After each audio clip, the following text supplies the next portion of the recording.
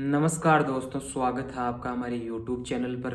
आज हम Nexa evergreen company के बारे में चर्चा करेंगे इस वीडियो के माध्यम से आपके साथ में, और मेरे पास में जो भी जानकारी है वो मैं आपके साथ में शेयर करूंगा। तो फ्रेंड्स, मैं आपको बता देना चाहता हूं कि अभी तक नेक्सा एवरग्रीन कंपनी के जो MD और CMD है उनका कुछ भी पता नहीं चला है। कम से कम 15-20 दिन हो गए हैं उनको, जो कंपनी है उसको बंद किए हुए, और हमारा पेमेंट लेके पता नहीं वो कहाँ पे भाग गए हैं।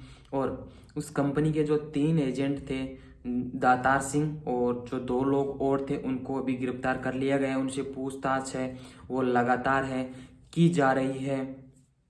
तो हमें आशा करते हैं कि उनसे हमें है कुछ पुलिस प्रशासन को उनसे कुछ जानकारी है वो प्राप्त हो, जिसके कारण जो कंपनी के MD और CMD है उन तक पहुंचा जा सके। तो फ्रेंड्स, अब हमें अपना पेमेंट है वो रिटर्न करवाने के लिए क्या करना चाहिए, इसी के ऊपर आज हमें थोड़ी बहुत चर्चा करेंगे, और जो भी मेरे पास में जानकारी है वो शेयर करेंगे। अगर आपको भी कुछ शेयर करना है, मतलब कि कुछ जानकारी देनी है, तो कमेंट बॉक्स के अंदर कमेंट जरूर करना। तो फ्रेंड्स, अब हमें है अपना पेमेंट रिटर्न करवाने के लिए क्या करना चाहिए। तो फ्रेंड्स, ID है वो तो लॉगिन हो नहीं रही है, और पेमेंट रिटर्न करवाने के लिए अब बस एक ही हमारे पास में चारा है, जिसके बारे में कल भी चर्चा की गई थी मीडिया के माध्यम से। जो मतलब जो लोग इकट्ठा हुए थे उन्होंने चर्चा की थी कि अब इनके जो भी ऑफिस है, प्रॉपर्टी है, एजेंट और कंपनी के MD और CMD, उनकी जो भी प्रॉपर्टी है, वो चाहे जमीन हो, घर हो, कुछ भी हो, वो सीज करनी चाहिए, और उसी को सेल करके जिन लोगों का पेमेंट इन्वेस्ट किया गया है उन तक वापस रिटर्न करनी चाहिए। तो फ्रेंड्स, ये बात मेरे को बहुत ही अच्छी लगी कि जो लोग पेमेंट लेके भागे हैं उनकी प्रॉपर्टी को कंफर्म सीज करना चाहिए, और जिन लोगों का पेमेंट इन्वेस्ट किया गया है उन तक वापस रिटर्न करना चाहिए।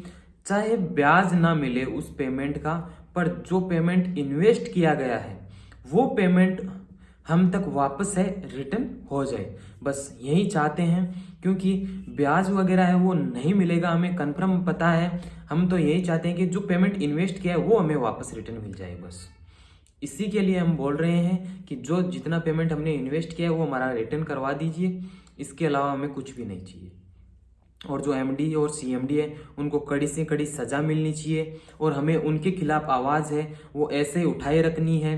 किसी से मतलब कोई बोले कि ऐसा नहीं है वैसा नहीं है, किसी से भी नहीं दबना है हमें, और अपनी आवाज़ को बुलंद करनी है, उसके कारण ही हमारा पेमेंट है वो रिटर्न हो सकता है। फ्रेंड्स, ऐसे नहीं होगा, हमें आवाज़ उठानी पड़ेगी।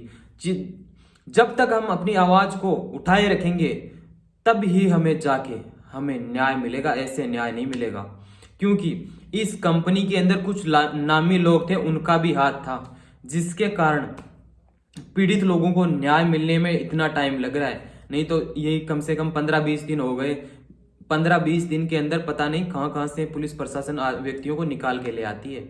आपको भी पता है इस बात का। तो फ्रेंड्स, तो इसके खिलाफ आवाज है वो उठाए रखनी है हमें, और वो कंफर्म है इंडिया के अंदर नहीं है, इंडिया से बाहर भाग गए हैं। और जो सुभाष बिजानिया के पिताजी है उनसे भी हमें कहना चाहिए कि आप कांटेक्ट कीजिए उनके पास में, या कांटेक्ट हुआ है तो उनको बोलिए कि हमारा पेमेंट है वो रिटर्न करवाइए। उनके पास में भी बहुत ही अधिक प्रॉपर्टी है, और जो रणवीर जी है उनके भी बहुत प्रॉपर्टी है, क्योंकि उन्होंने लोगों को बहुत बार लूट लिया है। यह नेक्सा एवरग्रीन पहला नहीं है लूटने का सिस्टम उनका, उन्होंने और भी बहुत बार लूटे हैं लोगों को। जो सुअर फार्म था उसके नाम पर भी ठगा था, और जो फर्जी डिग्रियां बनाते थे उसके नाम पर भी उन्होंने लोगों को बहुत अधिक ठगा था। और इस जो नेक्सा एवरग्रीन कंपनी है इसके ऊपर तो उन्होंने बहुत ही ज्यादा संख्या के अंदर ठगी की है।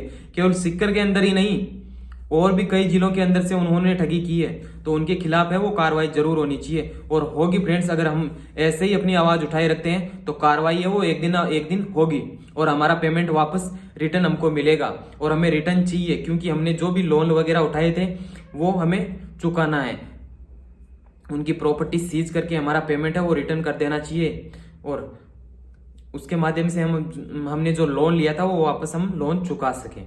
तो फ्रेंड्स, हमें आवाज़ उठानी है और कंप्लेन वगैरह करनी है। अगर हमने आज तक कंप्लेन नहीं की है तो ज़रूर करनी है। और एक प्रधानमंत्री को पत्र लिख दीजिए, उसके अंदर ज़्यादा खर्चा नहीं आएगा। अगर आपका 15-20 लाख रुपए का इन्वेस्ट है, चाहे 5 लाख रुपए का भी इन्वेस्ट है, तो वो बहुत बड़ी संख्या में है। 10-15 रुपए में कुछ नहीं होता है। एक पत्र लिखिए कि हमारे साथ में ऐसा फ्रॉड हुआ है, जरूर कार्रवाई होगी इसके ऊपर और हमारा पेमेंट है वो वापस रिटर्न होगा। तो फ्रेंड्स, अगर आपको ये जानकारी अच्छी लगी हो तो वीडियो को लाइक करो और चैनल को सब्सक्राइब करो। और अगर आपके भी मन में कुछ विचार है तो कमेंट बॉक्स में कमेंट करके जरूर बताना। धन्यवाद।